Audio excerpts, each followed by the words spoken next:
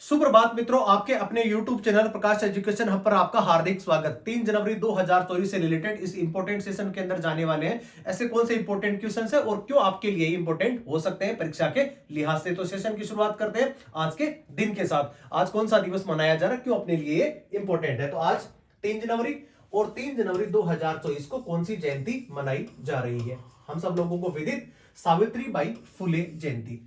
सावित्रीबाई फुले जयंती के परिचय के बारे में कुछ जानते हैं कि सावित्रीबाई फुले का जो पूरा जीवन परिचय है उसके बारे में मैं आपको बताता हूं। 3 जनवरी 1831 में इनका जन्म होता है सतारा महाराष्ट्र में, और इनकी जो मृत्यु होती है वो होती है 10 मार्च 1897 को पुणे के अंदर। अब बात करते हैं कि सावित्रीबाई फुले का जो जीवन परिचय है उसके अंदर इनकी शादी जो है वो मात्र 9 वर्ष की उम्र के अंदर इनकी शादी कर दी जाती है, और उसके बाद इनका जीवन उन संघर्ष की स्थितियों के अंदर बीतता है जिसके अंदर इन्होंने न केवल अपने आप को शिक्षित किया बल्कि महिलाओं को शिक्षित करने का कार्य भी इन्होंने शुरू किया। बात करते हैं आज के लगभग 175 वर्ष एक दलित परिवार के अंदर जन्मी हुई एक महिला जिसकी बाल्य अवस्था के अंदर शादी कर दी जाती है, और उसके बाद में न केवल अपने आप को शिक्षित किया बल्कि समाज के अंदर जो दबी कुचली और जो दलित महिलाएं थी, जो विधवा महिलाएं थी, उनको भी शिक्षित करने का अगर कार्य करा तो वो इन्होंने करा। 1848 के अंदर इन्होंने पुणे के अंदर सबसे पहले महिलाओं के लिए स्कूल खोला। 175 साल पहले की घटनाओं में से एक, और भारत के लिहाज से देखा जाए कि उस समय अगर किसी दलित महिला ने पहली बार स्कूल खोला होगा तो उसको न जाने कितनी परेशानियों का और संघर्ष का सामना करना पड़ा होगा, लेकिन इनके अदम्य साहस और संघर्ष के लिए इनके पति भी इनके साथ में रहे, और 1848 के अंदर ये पुणे के अंदर पहला स्कूल खोलती है। और पुणे के अंदर पहला स्कूल खोला इन्होंने और अंतिम स्कूल भी खोला। ये कह सकते हैं कि पहला स्कूल जो इन्होंने खोला वो पुणे में खोला, और उनके जीवन का 18वां स्कूल उन्होंने अपने जीवन के अंदर 18 स्कूल महिलाओं की शिक्षा के लिए खोले। वो भी उन्होंने कहां पे खोला, अंतिम और पहला दोनों पुणे के अंदर खोले। और उसके बाद में 1854 के आसपास आप महिला बाल विवाह, विधवा विवाह और समाज के अंदर व्याप्त बुराइयों के लिए भी इन्होंने बड़ी जोर शोर से आवाज उठाई। तो आप इनके जीवन दर्शन के बारे में जान सकते हैं कि 175 साल पहले इस महिला ने इतना बड़ा संघर्ष अपने समाज के लिए किया और महिलाओं को जागृत करने के लिए किया। इनका साथ देने वाले थे, कदम कदम पे इनका साथ देने वाले थे इनके पति, और पति जो थे जिनका नाम था ज्योतिबा फुले। ज्योतिबा फुले भी इनके साथ ही लगे रहे, और इन्होंने सत्यशोधक समाज की स्थापना भी करते हैं। दलित परिवार से जन्मे दोनों दंपति जिन्होंने शिक्षा के क्षेत्र में अभूतपूर्व योगदान दिया, और 1897 के अंदर दोनों की ही मृत्यु हो जाती है। जिस समय पुणे के अंदर प्लेग फैलता है उसी समय लोगों के कार्य करते हुए सावित्रीबाई फुले का देहांत हो जाता है। तो हम सब लोगों के लिए काफी बड़ा मैसेज, और इतिहास के लिहाज से देखा जाए तब भी आपको देखा जाए कि सावित्रीबाई फुले ने कह सकते हैं कि आधुनिक भारत की पहली महिला टीचर अगर बनने का गौरव किसी महिला के पास में है, उन महिला का नाम क्या है, सावित्रीबाई फुले। बहरहाल सेशन की शुरुआत करते हैं और जानते हैं आज के करंट अफेयर्स के इस महत्वपूर्ण सेशन के अंदर आज का कौन सा पहला प्रश्न है। चलिए देखते हैं। हाल ही में रक्षा मंत्री द्वारा किस राज्य में अखिल भारतीय बालिका सैनिक स्कूल का उद्घाटन करा गया है। बड़ी इंपॉर्टेंट चीज है। बात जब सेशन की शुरुआत ही महिलाओं की शिक्षा के लिए हुई है तो बात करते हैं कि 2019 के अंदर पहली बार शुरुआत की गई कि बालिकाओं के लिए भी सैनिक स्कूल जैसी सुविधा होनी चाहिए, और 2019 से ही बालिकाओं के लिए सैनिक स्कूलों के अंदर प्रवेश दिया जाना सुनिश्चित किया जाने लगा। लेकिन अभी अगर पूर्णतः अगर देखा जाए भारत के अंदर ऐसा कौन सा सैनिक स्कूल है जहां पे सिर्फ लड़कियां ही सैनिक स्कूल में पढ़ पाएंगी, क्योंकि पहले तो को-एड था, को एजुकेशन हुआ करता था, जहां पे 2019 से महिलाओं को इसके अंदर प्रवेश दिया गया है, बालिकाओं को दिया गया है। लेकिन देश का पहला ऐसा विश्वविद्यालय या कह सकते हैं विद्यालय, सैनिक विद्यालय, जो मथुरा उत्तर प्रदेश में स्थित, और वृंदावन एक जगह भगवान श्री कृष्ण का जहां पे बचपन बीता, वहां पर इस स्कूल का शुभारंभ किया गया है। वैसे देखा जाए तो भारत के अंदर मिलिट्री स्कूल और सैनिक स्कूल दोनों अलग अलग है। मिलिट्री स्कूल वर्तमान के अंदर भारत के अंदर 5 ही हैं, जबकि 33 ऐसे स्कूल हैं जो सैनिक स्कूल हैं। 2020 की जो एनईपी आती है, न्यू एजुकेशन पॉलिसी आती है, जिसके अंदर कहा गया कि हम जल्दी से जल्दी 100 सैनिक स्कूलों की स्थापना करेंगे। उसी के क्रम के अंदर महिलाओं के लिए भी अलग से सेपरेट एक सैनिक स्कूल हो, और उसी को मद्देनजर रखते हुए वृंदावन मथुरा के अंदर स्थित यूपी के अंदर जो राज्य है वहां पे पहला सैनिक स्कूल लड़कियों के लिए पृथक खोलने की घोषणा की गई है। देखते हैं इसके बारे में कुछ अन्य चीजें। उत्तर प्रदेश के मथुरा जिले के वृंदावन में है पहला पूर्ण गर्ल्स सैनिक स्कूल खोला गया है। नाम बड़ा थोड़ा सा पर्टिकुलर है, अलग देख सकते हैं, साविद गुरुकुलम गर्ल्स सैनिक स्कूल, संस्कृत शब्द वाला सा नाम अभी वर्तमान में खोला गया है। एनएपी 2020 में 100 नए सैनिक स्कूल खोलने की स्थापना करने का और छात्रों को गुणवत्तापूर्ण शिक्षा प्रदान करने का यह उद्देश्य रहा है। अब बात करते हैं कि सैनिक स्कूल की पटकथा शुरू के अंदर कब रखी गई थी। ब्रिटिश शासन के अंतर्गत 1860 के अंदर इसके अंदर सैनिक स्कूल ट्रिपल एस सैनिक स्कूल सोसाइटी ट्रिपल एस, और उसके बाद में इसका पंजीकरण 1860 के अंदर हुआ। अब बात करते हैं आजाद भारत के बारे में। आजाद भारत के बारे में मैं आपको बताता चलूं कि भारत के जो रक्षा मंत्री जिनका नाम था वीके मेनन ने इसकी शुरुआत करी है 1961 के बाद में। इसके अंदर और ज्यादा बड़ा व्यापक रूप से सुधार देखने को अपने को मिलता है। अब बात करते हैं 2019 के अंदर सैनिक स्कूलों में लड़कियों के प्रवेश को मंजूरी दी गई। वर्तमान में सैनिक स्कूलों की संख्या वर्तमान में 33 है, जबकि मिलिट्री स्कूल्स की जो संख्या है वो वर्तमान में भारत में 5 है। अब बात करते हैं कि महिलाएं हर एक क्षेत्र के अंदर अपना बेहतर कर रही हैं, और उसी के क्रम में आपको मैं बताता चलता हूं कि महिलाओं ने कौन कौन से कारनामे एज ए महिला पहली बार करी। Manisha Pandey ADC to governor पहली बनी है। शैलेजा धामी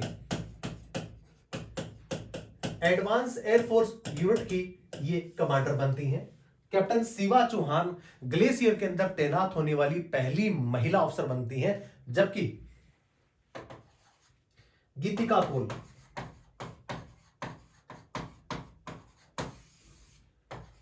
ऑपरेशन क्षेत्र लद्दाख के अंदर पहली मेडिकल अफसर भी ये तैनात होती हैं। तो हम सब लोगों ने देखा कि गर्ल्स जो है जो डिफेंस सेक्टर में कभी जाया नहीं करती थी और उनके लिए बड़ा सपना हुआ करता था, वो सपना पूरा आजकल होता हुआ प्रतीत नजर आ रहा है आजाद भारत के अंदर। तो आपने प्रश्न के माध्यम से जाना कि पहला ऐसा सैनिक स्कूल जो सिर्फ महिलाओं के लिए डेडिकेटेड है वो वर्तमान में वृंदावन, मथुरा, यूपी, ये तीनों स्थान एक स्टेट के अंदर, वृंदावन जगह, मथुरा जिला और यूपी राज्य के अंदर ऐसा खोला गया है। चलिए जानते हैं अगला प्रश्न संख्या 2। हाल ही में संयुक्त राष्ट्र सुरक्षा परिषद यूएनएससी के द्वारा अफगानिस्तान में शांति के लिए किसे विशेष दूत बनाया गया है। अफगानिस्तान में हम सब लोगों को पता कि पहले लोकतांत्रिक सरकार हुआ करती थी, और सबसे पहले उसके जो राष्ट्रपति हुआ करते थे जिनका नाम क्या था, हामिद करज़ई, और भारत के बड़े अच्छे मित्रों में से एक। और उसके बाद में तख्ता पलट हो जाता है, और अब्दुल गनी के समय यह तख्ता पलट हुआ, और वहां पे अभी वर्तमान में तालिबान का शासन है। हम सब लोगों ने देखा कि जिस प्रकार अमेरिका ने तालिबान को सत्ता सौंप करके, या कह सकते हैं जब अफगानिस्तान को छोड़ करके जा रहे थे तो तालिबान को जो सत्ता कह सकते हैं कि परोक्ष या अपरोक्ष रूप में सौंप दी थी, उसके बाद में अफगानिस्तान की स्थिति भयावह बनी हुई है। वहां पे ना तो कोई अर्थव्यवस्था है, ना किसी प्रकार की लोगों को दी जाने वाली सुविधाएं, और लोकतांत्रिक मूल्यों का तो वहां पे हननसा ही हो गया है। इसी को मद्देनजर रखते हुए अफगानिस्तान के जो पूर्व राष्ट्रपति थे जिनका नाम है हामिद करज़ई, तो हामिद करज़ई को अभी वर्तमान में यूएनएससी संयुक्त राष्ट्र सुरक्षा परिषद जिनके द्वारा इनको वहां पे विशेष दूत बना करके भेजा गया है। तो आपने इस प्रश्न के माध्यम से जाना कि अफगानिस्तान में शांति के लिए किसे विशेष दूत बनाया गया। आंसर इसका हो जाएगा पूर्व राष्ट्रपति हामिद करज़ई, जो अफगानिस्तान के ही थे।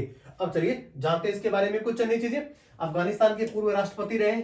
और अब बात करते हैं संयुक्त राष्ट्र सुरक्षा परिषद की। तो 24 अक्टूबर 1945 को जब यूएनओ की स्थापना होती, उसी समय यूएनओ के 6 भाग हैं, उसी के अंदर एक महत्वपूर्ण भाग है जिसको क्या बोला जाता है, सुरक्षा परिषद। सुरक्षा परिषद के सदस्य देखिए, अगर देशों के बारे में बात करते हैं तो इसके अंदर 5 स्थायी सदस्य हैं, जबकि 10 अस्थायी सदस्य हैं। और भारत 10 जो अस्थायी सदस्य हैं उनके अंदर बहुत बार उनका मेंबर भी बना है, लेकिन अभी भी भारत वो स्थायी स्थान अभी तक प्राप्त नहीं कर सका है जो दुनिया के सबसे बड़े लोकतांत्रिक या कह सकते हैं सब दुनिया के सबसे बड़े जनसंख्या वाले देश को अभी तक प्राप्त कर लेना चाहिए था। बहरहाल आप देख रहे हैं इस प्रश्न के माध्यम से सदस्य देशों की संख्या 193 है, मुख्यालय इसका न्यूयॉर्क सिटी न्यूयॉर्क में है। अब कार्यों के बारे में बात करते हैं। कार्य वही है कि अंतरराष्ट्रीय शांति और सुरक्षा संबंधों को बनाए रखना और विश्व के अंदर किसी प्रकार की भी कुछ चीजें अगर ठीक नहीं प्रतीत होती हुई है तो वहां पे जो सुरक्षा परिषद के द्वारा वहां पे हस्तक्षेप किया जाता है। बात करते हैं सदस्य देश वही 10 और 5 अस्थायी और अस्थायी, इन्हें विश्व का सिपाही भी कहा जाता है और संयुक्त राष्ट्र के 6 प्रमुख अंगों में से ये एक है। वर्तमान में जिसके महासचिव है जिनका नाम क्या है, एंटोनियो, महासचिव एंटोनियो गुटेरेस, ये इसके महासचिव हैं। चलिए जानते हैं अगला प्रश्न, प्रश्न संख्या 3। हाल ही में सागर परिक्रमा का 10वां चरण कहां से शुरुआत इसकी हुई है? सागर चरण क्या है? सागर चरण एक ऐसा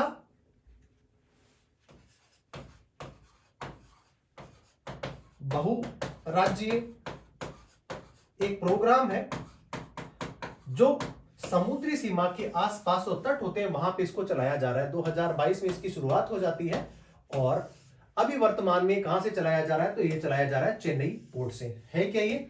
सागर परिक्रमा के माध्यम से जो मत्स्य पालन जो लोग करते हैं उनको और ज्यादा जागरूक करना और उनके अधिकारों को भी सुनिश्चित करने की बात इसमें कही गई है। अब बात करते हैं मत्स्य पालन की। अगर बात करते हैं तो भारत के संदर्भ के अंदर मत्स्य पालन के अंदर सबसे नंबर 2 पे यह कह सकते हैं सेकंड नंबर पे है ये, किस पे? मत्स्य उत्पादन पे सबसे ज्यादा यहाँ पे मछलियों का उत्पादन कह सकते हैं या मत्स्य रोजगार के अंदर लोग लगे हुए हैं। 2.48 करोड़ के लोग आसपास इसकी व्यापार के अंदर क्या है, संलग्न है। देखते हैं इसके बारे में कुछ चेन्नई चीजें। चेन्नई बंदरगाह से शुरुआत हुई थी। केंद्रीय मंत्री पुरुषोत्तम रूपाला और केंद्रीय राज्य मंत्री डॉक्टर एल मुरुगन द्वारा इसकी शुरुआत 1 से लेकर के 6 जनवरी 2024 तक ये चलाया जाएगा। बात करते हैं कि यहाँ पे मत्स्य पालन संबंधित विभिन्न योजनाओं और कार्यक्रमों के बारे में जानकारी प्रसार करना। पहला चरण 5 मार्च 2022 को गुजरात के मांडवी से इसकी शुरुआत होती है और 6 मार्च को ये पोरबंदर में क्या हो जाता है, समाप्त हो जाता है। वो जो तटीय जो एरिया है वहीं उसके आसपास इस प्रोग्राम को चलाया जा रहा है जहां पे लोगों को या मछुआरों को इसके बारे में आवश्यक जानकारी दी जा सके। अब बात करते हैं मछली उत्पादन के मामले में भारत दुनिया का दूसरा सबसे बड़ा अग्रणी देशों में से एक है, जबकि निर्यात के क्षेत्र की अगर बात करते हैं तो निर्यात के क्षेत्र में भारत चौथा सबसे बड़ा निर्यातक देश है। जो विश्व का जो निर्यात होता है उसके अंदर 7.5% के आसपास इसकी जो वैश्विक जो हिस्सेदारी है वो भारत की इसके अंदर है। भारत अंतर्देशीय मछली उत्पादन के अंदर विश्व के अंदर पहले स्थान पे है, जबकि समग्र मछली उत्पादन के लिए तीसरे स्थान पे है। अब बात करते हैं कि मत्स्य पालन के अंदर कितने लोग इसमें जुड़े हुए हैं, कितने लोग इस व्यापार के अंदर संलग्न है, तो उनकी संख्या कितनी है? 2.8 करोड़, लगभग 3 करोड़ के आसपास लोग इस जो है रोजगार के अंदर अपनी आजीविका को इसमें चला रहे हैं। तो आपने इस प्रश्न के माध्यम से जाना कि सागर परिक्रमा क्या है, इसका उद्देश्य क्या और मत्स्य पालन के अंदर भारत की स्थिति क्या है। चलिए जानते हैं अगला प्रश्न, प्रश्न संख्या 4। हाल ही में इंडिया यूएई संयुक्त सैन्य अभ्यास डेजर्ट साइक्लोन 2024 की शुरुआत कहां हुई और इसको आंसर होने वाला है कौन सा? राजस्थान। राजस्थान में कहां? राजस्थान के अंदर जैसलमेर। और सारी जितनी भी जो जॉइंट एक्सरसाइज होती है वो सारी की सारी थार के रेगिस्तान राजस्थान में होती है, जिसके अंदर प्रमुखतया राजस्थान के अंदर पोखरण, महाजन फील्ड फायरिंग रेंज, महाजन फील्ड फायरिंग रेंज और इसके साथ साथ में पोखरण फील्ड फायरिंग रेंज। यहां पे सारे जितने भी जो सैन्य अभ्यास होते हैं वहीं पे ही सबसे ज्यादा संपादित ये किए जाते हैं। तो वर्तमान में ये जो सैन्य अभ्यास है वो यूएई और संयुक्त सैन्य अभ्यास जो भारत के साथ में किया जाता है, ये राजस्थान में इसका कंडक्ट अभी वर्तमान में किया जा रहा है। अब बात करते हैं कब किया जा रहा है, तो 2 से लेकर के 15 जनवरी को ये चल रहा है। आज 3 जनवरी कल ही जो इसकी शुरुआत होगी। तो उद्देश्य शहरी परिचालन में सर्वोत्तम प्रथाओं को सीखना और उसको साझा करना। भारत और यूएई के बीच संयुक्त सैन्य अभ्यास की शुरुआत हो जाती है सितंबर 2018 से हो जाती है। पहला युद्धाभ्यास था वो यूएई के एक जो बड़े नगर जिसको बोला जाता है अल दफरा बेस के अंदर इसकी शुरुआत होती है। अब बात करते हैं संयुक्त अरब अमीरात के बारे में। मध्य एशिया का ये बड़ा देश और कच्चे तेल का निर्यातक, और भारत भी बड़ी मात्रा में यहां से कच्चा तेल प्राप्त करता है। राजधानी अबू धाबी, प्रधानमंत्री मोहम्मद बिन राशिद अल मखतूम, ये यहाँ के इसके क्या है, प्रधानमंत्री, और अभी भी वर्तमान में वहां पे राजाशाही तो विद्यमान वहां पे भी है। चलिए जानते हैं अगला प्रश्न, प्रश्न संख्या 5। हाल ही में किस खिलाड़ी ने एडिनबर्ग स्कॉटलैंड में आयोजित 2023 स्कॉटिश जूनियर ओपन स्क्वैश के अंदर विमेन अंडर 19 का खिताब अपने नाम किया, जिनका नाम है कौन सा, महिला प्लेयर है, नाम है इनका अनहद सिंह।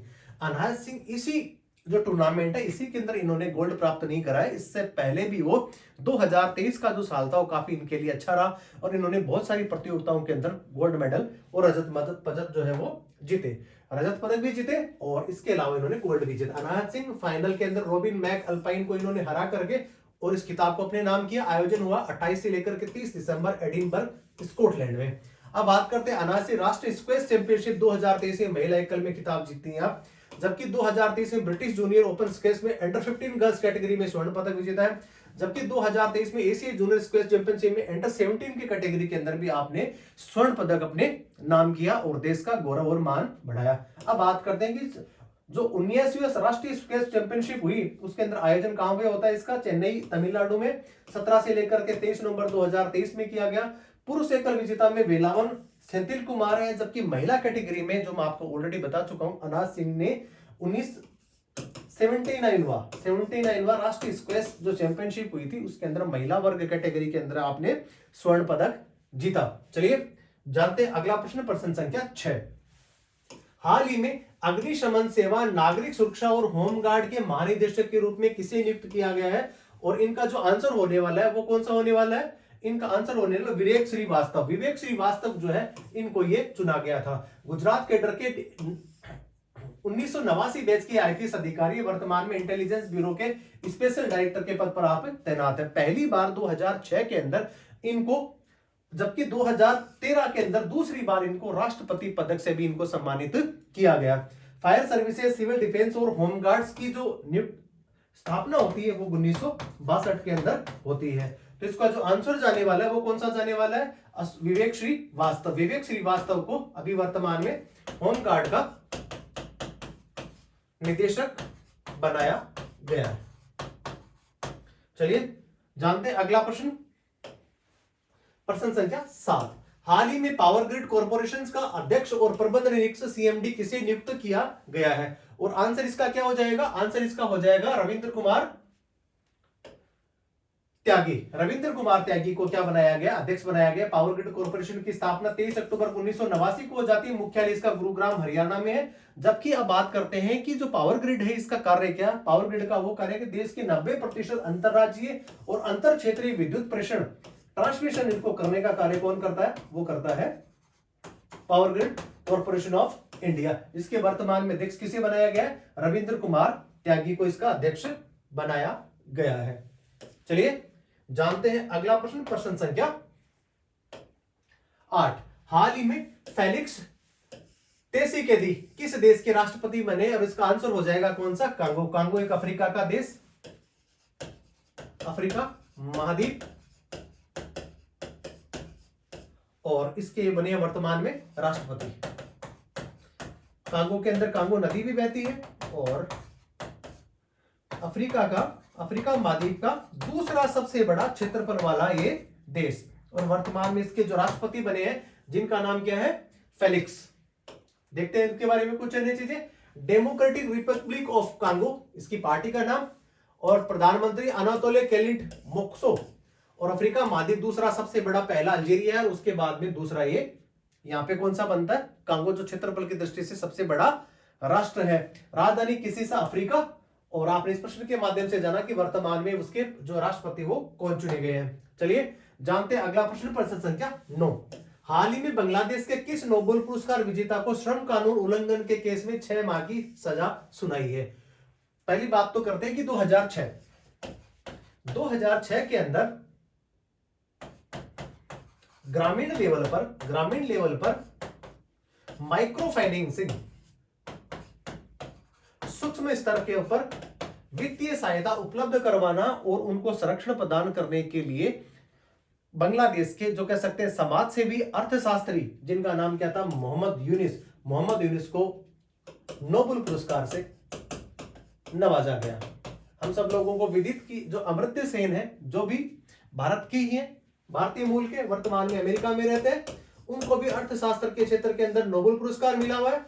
उन्होंने भी माइक्रो फाइनेंस के तौर पे इनके साथ में, मोहम्मद यूनिस के साथ में आपने काम करा। वर्तमान में श्रम कानून का उल्लंघन करने के केस में बांग्लादेश सरकार ने इनको 6 माह की सजा सुनाई है।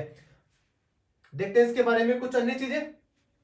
मोहम्मद यूनिस बांग्लादेशी अर्थशास्त्री, सामाजिक उद्यमी और नागरिक सामाजिक नेता है। 2006 में ग्रामीण बैंक की स्थापना करने वाले, माइक्रो क्रेडिट और माइक्रो फाइनेंस की अवधारणा को इन्होंने क्या किया, साकार किया। 2006 में गरीबी विरोधी अभियान के लिए इनको नोबेल पुरस्कार से इनसे नवाजा गया। अब बात करते हैं कि ये कौन सी यूनिवर्सिटी के अंदर चांसलर थे, तो आंसर इसका हो जाए कि 2012 में स्कॉटलैंड के ग्लासगो कैलेडोनिया विश्वविद्यालय के चांसलर है। कालाजार बीमारी को खत्म करने वाला पहला देश अगर बना है तो कौन सा बना है, बांग्लादेश बना है, क्योंकि वहां पे सबसे ज्यादा अगर बहुतायत मात्रा के अंदर कालाजार बीमारी है वहां पे चल रही थी। अब बात करते हैं, पहली ही सुर्खियों के अंदर एक प्रश्न बना कि वर्तमान में लोकतांत्रिक व्यवस्था के अंदर ऐसा कौन सा देश है जिसके वहां की जो प्रधानमंत्री हो सबसे ज्यादा इन्होंने कार्यकाल करा हो। इसका आंसर हो जाएगा कौन सा, शेख हसीना। 1996 से लेकर के 2001 तक रही, उसके बाद में 2009 से लेकर के अब तक बांग्लादेश अवामी लीग जो पार्टी है उसके क्या अध्यक्ष भी और साथ में प्रधानमंत्री भी अभी उसका पद ये संभाल रही है। बात करते हैं भारत के संदर्भ में, संयुक्त सैन्य अभ्यास भारत के साथ में श्रीलंका संप्रति करता है। इसके अलावा भारत और बांग्लादेश की जो सीमा है वो 4096 किलोमीटर की सीमा रेखा के साथ में बांग्लादेश भारत के साथ में टच करता है, जिसको रेड क्लिफ रेखा के नाम से इसको जाना जाता है। बात करते हैं कि ऐसे कौन कौन से राज्य हैं जो बांग्लादेश के साथ में सीमा बनाते हैं, तो यहां पे देख रही असम है, पश्चिमी बंगाल है। 2017 सबसे ज्यादा लंबी सीमा 2 राज्य बनाते हैं। इनके अलावा मिजोरम, मेघालय और त्रिपुरा भी इसके साथ में सीमा बनाते हैं। इंपॉर्टेंट ये भी है, पूछा भी जाता है कि बिम्स्टेक का जो हेडक्वार्टर है वो कहां पर है, तो इसका हेडक्वार्टर है कहां पे, ढाका के अंदर इसका हेडक्वार्टर है। तो बांग्लादेश से संबंधित जितने भी भारत के महत्वपूर्ण प्रश्न बन सकते थे, अभी वर्तमान में अंतर क्षेत्रीय 3 समझौते हमारे प्रधानमंत्री और बांग्लादेशी प्रधानमंत्री के मध्य ये किए गए थे। अगर बात विवादों की करते हैं तो तीस्ता नदी का जो जल विवाद है वो भी वर्तमान में क्या है, चर्चाओं में बना रहता है, जिसके अंदर दोनों देश अभी जो जल है उसका बंटवारा ढंग से कर नहीं पाए हैं। चलिए जानते हैं अगला प्रश्न, प्रश्न संख्या 10, जो आज के दिवस का सेकंड लास्ट प्रश्न है। 28 दिन तक वैकल्पिक ऊर्जा से चलने वाला दुनिया का पहला द्वीप अल हेरो किस देश से संबंधित है? इसका आंसर होने वाला है कौन सा, स्पेन। 28 दिन तक लगातार वैकल्पिक, क्योंकि वहां पे किसी प्रकार का ऊर्जा स्रोत नहीं है जिसकी वजह से वहां पे इसका कंजप्शन किया जाए।